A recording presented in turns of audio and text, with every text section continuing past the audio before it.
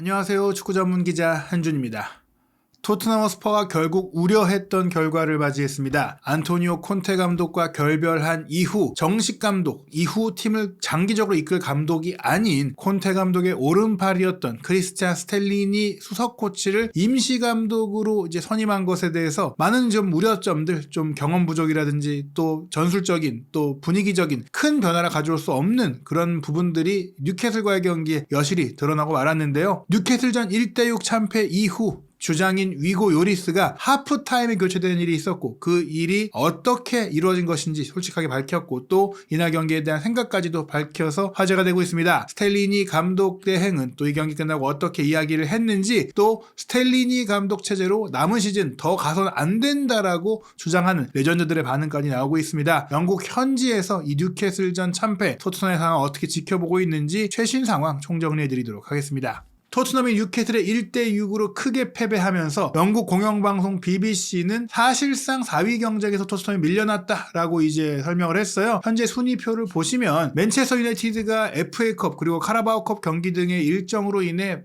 다른 팀들보다 2경기를 덜한 가운데 승점 59점이고 뉴캐슬이 이번에 토트넘을 이기면서 다른 팀들보다 1경기를 덜한 가운데 이제 59점 3, 4위에 올라있고 토트넘이 모든 라운드의 경기를 다 치르고도 승점 53점으로 뉴캐슬과 맨유보다 승점이 6점이 모자란 상태거든요. 따라가기가 어렵다 이렇게 볼 수 있는 상황인데 BBC는 이제 토트넘이 확실히 챔피언스 리그는 잊어야 할 것이다 라고 했습니다.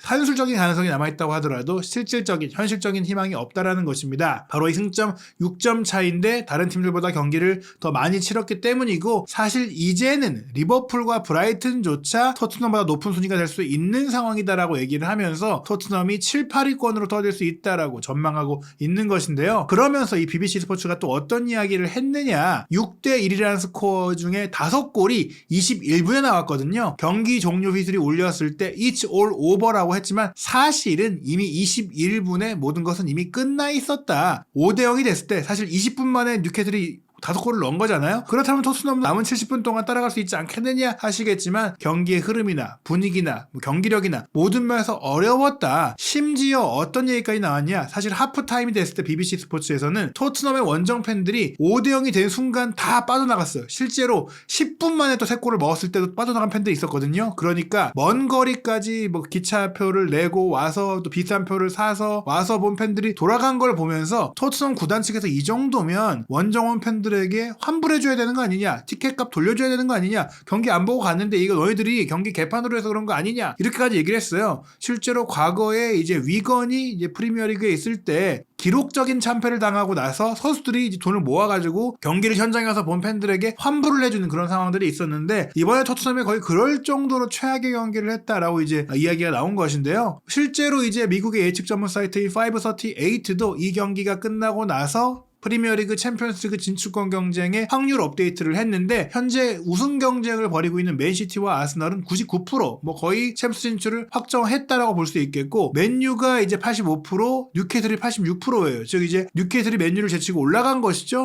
물론 이제 맨유가 한 경기를 덜 한 상태긴 하더라도 뉴캐슬이 토트넘을 상대로 보여줬던 경기력조차 반영이 된다고 봤을 때 특히 최근에 맨유가 조금은 경기력이 흔들리고 있고 부상 선수가 나오고 있는 것들을 봤을 때는 뉴캐슬이 조금 더 유리하다. 그래도 맨유와 큰 차이가 안 나잖아요. 결국에는 맨시티, 아스널, 맨유, 뉴캐슬이 챔스에 나갈 것이다 라고 보고 있는 것이고 현재 이제 브라이튼이 순위상으로는 아스톤 빌라보다 낮지만 덜 치른 경기가 무려 3경기나 되기 때문에 17%로 뉴캐슬 다음으로 높은 이제 가능성을 보고 있고 리버풀이 10% 그리고 토트넘은 2%로 매우 낮습니다. 굉장히 이제 저조한 불가능에 가까운 수치다라고 볼 수 있겠고 아스톤 빌라의 확률이 다시 좀 사라졌는데 아스톤 빌라가 또 이어지는 라운드 경기에서 이긴다면 또 토트넘보다 더 높은 확률을 만들 수도 있다. 이렇게 볼 수 있겠어요. 왜냐면 토트넘의 다음 경기 상대가 맨유인데 이 경기를 지면 토트넘의 챔피언스리그 진출 확률은 제로가 될 수 있다. 이렇게 보시면 될 것 같습니다. 이 경기 토트넘이 1대6으로 진 것은 2013년 12월 리버풀과의 경기에서 5대0으로 진 이후 처음으로 5골차 패배다. 무려 10년 만에 최악의 결과를 맞이하게 된 것인데요. 이에 대해서 팀의 주장인 위고 요리스가 인터뷰를 통해서 이건 우리 선수들이 책임져야 되는 문제다라고 직설 발언을 한 것도 화제가 되고 있습니다. 위고 요리스가 경기 끝나고 방송 인터뷰의 모습을 드러냈는데 사실 전반전 끝나고 교체가 됐잖아요. 전반전에 5대0으로 끌려가는 상황이다 보니까 정신적인 타격이 있었던 것이냐?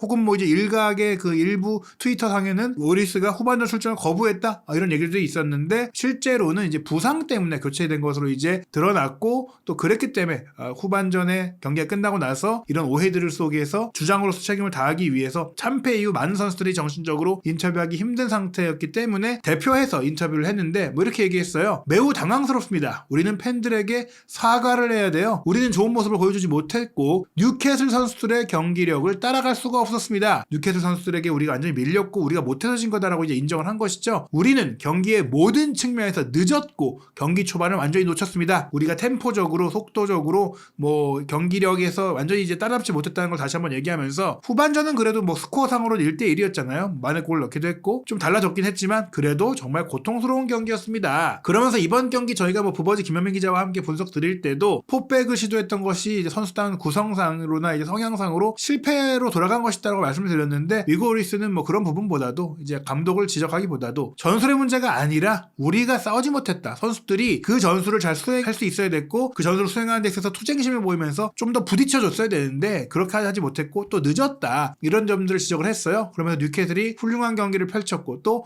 공을 가진 모든 곳에서 매우 어그레시브했고 또 공격적이었다. 적극적으로 공격적으로 뛰었던 뉴캐슬이 잘했기 때문이지 우리가 전술 핑계를 댈 수 없다라고 얘기를 한 것입니다. 지금 당장 우리가 이제 경기력에 대해서 이 시점에 경기가 막 끝난 시점에 분석해서 얘기하기는 어렵지만 우리가 프라이드를 갖지 못한 채 경기를 했다. 스스로도 믿지 못한 것 같았다. 이렇게 얘기했어요. 그러면서 한두 번 맞을 수도 있지만 한두 골을 내줄 수는 있지만 그렇게 골을 내주면은 반응을 해서 따라갈 수 있는 상황을 만들어야 되는데 그런 반응도 못했고 반격조차 못했다. 그래서 두 골 먹었을 때 2대1, 2대2로 쫓아갈 수 있는 게 아니라 3대0, 4대0, 5대0이 돼버렸다. 이것조차 우리의 문제였고 뉴캐슬이 무려 시속 100마일의 굉장히 빠른 경기를 이제 초반부터 했고 그에 대한 보상을 받았다. 뉴캐슬은 초반부터 적극적이고 빠릿빠릿하게 뛰었기 때문에 잘한 것이다. 그들은 무엇을 해야 되는지 정확히 알고 있었다. 근데 우리는 그러지 못했다. 즉 우리 선수들이 문제다라고 또 한번 이제 자책한 것입니다. 그러면서 위고 오리스가 또 이런 얘기를 해요. 변명거리를 찾고 또 경기를 분석하려고 노력할 수 있을 것이다. 이게 문제였다. 전술이 문제였다. 세부적인 디테일을 얘기할 수 있겠지만 우리는 선수들이 일단 싸움에서 밀렸다. 선수들 간의 1대1 대결에서 이기지 못했다. 그리고 축구에서의 공격성을 보여주지 못했다. 그렇게 경기를 하면 어려워질 수밖에 없다. 전술이든 뭐 위치든 뭐 개개인의 그런 뭐 성향이든 이런 걸 떠나서 강력하게 달려들어서 붙어줘야 되는데 그걸 못했다. 우리는 경기 중에 엉망이었다라고 하면서 선수의 태도까지도 정신 자세까지도 지적을 한 것인데 그 팀의 주장으로서 선수들을 좀 각성시키기 위해서 할 수 있는 말인 것 같아요. 게다가 뭐 최근에 토트넘이 많은 문제가 있었잖아요. 뭐 안토니오 콘테 감독이 시즌 중에 떠난 문제도 있고 또 최근에 파비오 파라티치 풋볼 디렉터도 이제 결국에 징계 항소의 이제 기각 문제로 인해 떠나게 됐는데 이런 어수선한 문제들이 있지만 위고 오리스는 이렇게 얘기를 해요. 우리는 클럽의 문제 뒤에 자신을 숨길 수 없습니다. 즉 선수들이 이렇게 해서 팀이 어지럽고 팀이 운영을 못하고 있고 뭐 영입 이적 시장이 어떻고 부상자가 많고 얘기하는데 경기를 뛴 건 우리 선수들이다. 선수들이 그런 걸 핑계를 삼아서 안 된다라고 또 한 번 우리는 프로 선수다. 우리 스스로가 너무나 많이 부족했다라고 얘기를 하면서 선수들이 문제다라고 질타를 했습니다. 뉴캐슬과 토트넘의 수준 차이가 있었다고 했는데요. 이어지는 경기가 맨유전, 리버풀전이잖아요. 또 어려운 두 경기가 있는데 이 경기를 통해 반등해야 한다고 하면서 패배감에 졌고 자책하는 것을 넘어서 이런 것들을 동력으로 삼아서 다음엔 일어서자라고 좀 얘기를 한 것입니다. 그리고 말씀드린 대로 이제 왜 전반전이 끝나고 교체가 됐느냐? 제 부상이 좀 좋지 않은 것 같습니다. 얘기를 했어요. 근육 문제인지 정확히 어떤 문제인지는 진단을 받아봐야 되기 때문에 모르겠지만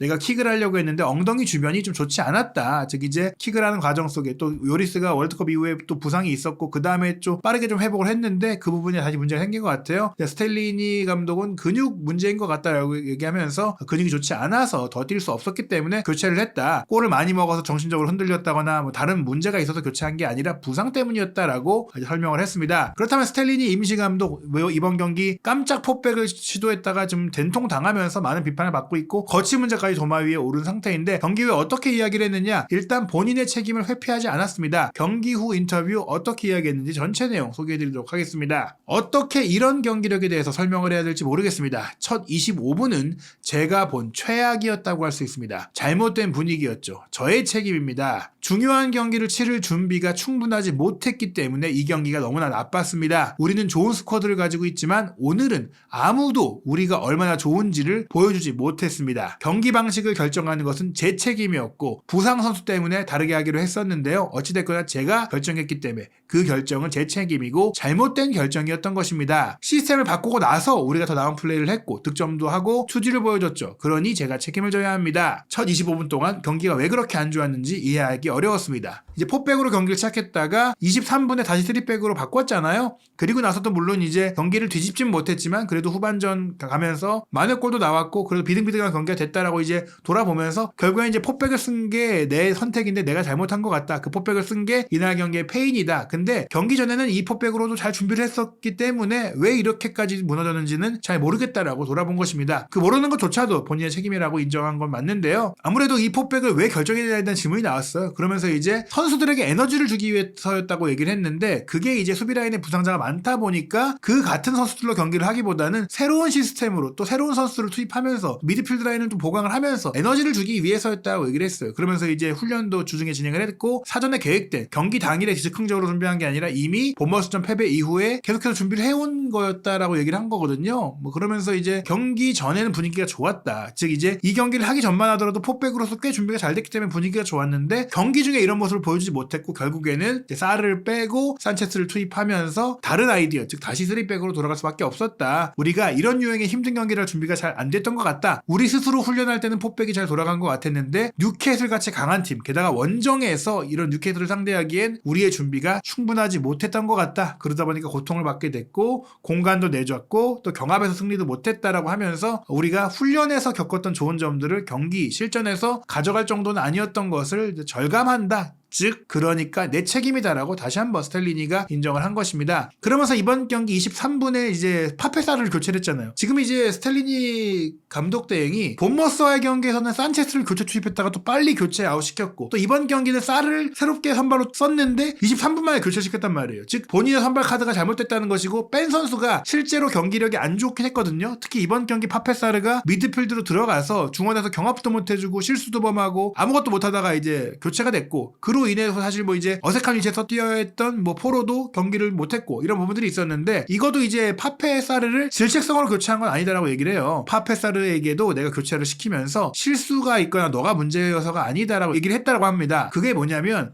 구조를 바꾸기에 어쩔 수 없이 사르를 뺄 수밖에 없었다는 거예요. 즉 3백으로 돌아가야 되니까 호이비르나 스키를 뺄 수 없으니 사르가 나왔다는 얘기죠. 그러면서 첫 슈팅에 첫 골을 실점했기 때문에 우리가 어려워진 것이고 또 첫 20분 동안 모두가 어려웠다. 사르만 못한 게 아니라 다 못했다. 그러니까 사르 때문에 우리가 끌려가고 5골이나 먹은 게 아니다. 그러니까 사르 혼자만 책임을 지는 문제가 아니라 구조적으로 사르를 뺄 수밖에 없었다고 설명한 것이고요. 그러면서 이제 스텔리니 감독은 내가 감독이고 내가 선수들 위에 있는 선수를 보호해야 되는 사람이고 선수들은 나의 보호를 받을 자격이 있다라고 하면서 내 책임이다라고 다시 한번 얘기하며 선수들을 비난하지 말아달라. 내가 결정을 내린 것이고 내가 경기를 잘못 준비했다라고 모든 것을 내가 책임지겠다라고 한 것입니다. 그리고 이제 경기 후 기자회견에서도 많은 질문들이 나오니까 이제 스텔리니 임시감독, 이 스텔리니 감독 대행도 좀 마음이 힘들었던 것 같아요. 이 4백 시스템을 일주일 내내 준비한 거 맞냐? 이렇게 완성도 떨어지는데 정말 일주일이나 준비한 거 맞냐 하니까 훈련했습니다. 맞습니다. 라고 대답하면서 짧게 얘기를 했고요. 그리고 이렇게 경기가 안 좋아진 거 당신도 놀랐냐?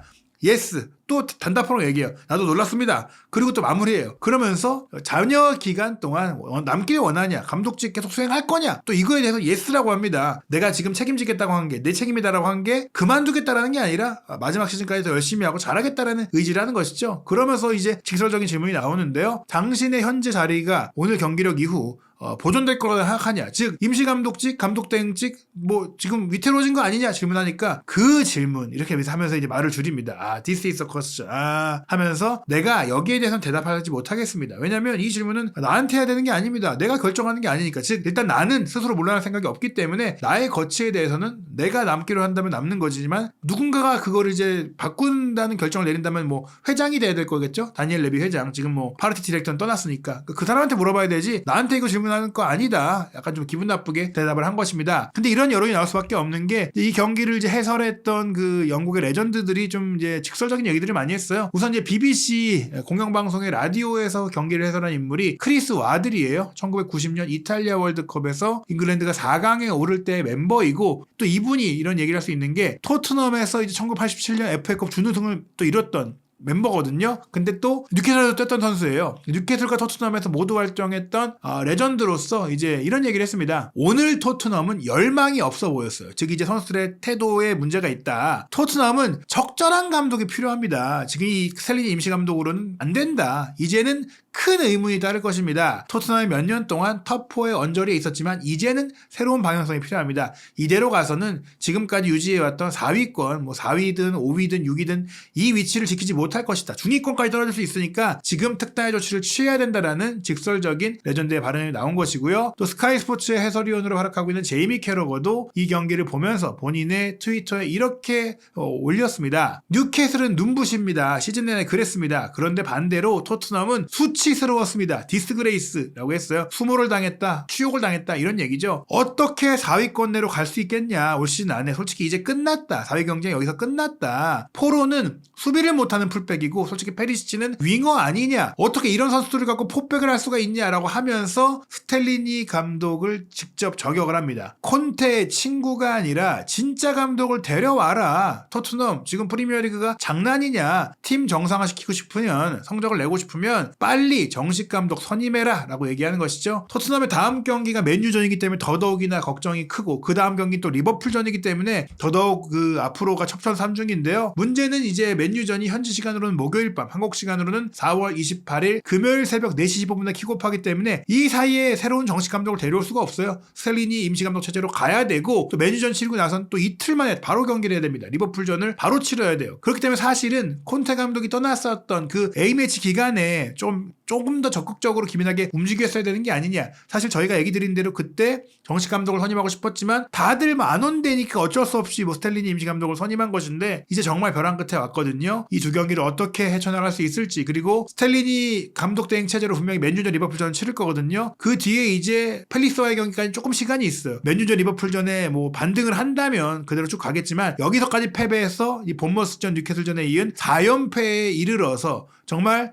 유로파 컨퍼런스 리그도 못 나갈 정도의 성적이 된다면 과연 레비 회장은 어떤 결정을 내리게 될지 지금 뭐 나겔스만 감독도 다시 토트넘과 연결이 되고 있고 또 루이스 엔리케 감독이 첼시 후보에서 완전히 떨어져 나가면서 토트넘 부인 가능성이 제기되고 있는데 과연 시즌이 끝나기 전에 토트넘이 스텔리니 감독 대행까지 날리고 새로운 체제로 출발한 일이 벌어지게 될지 한준TV에서 손흥민 선수가 활약 중인 토트넘의 최신 소식, 최신 이슈 확인하시기 바랍니다.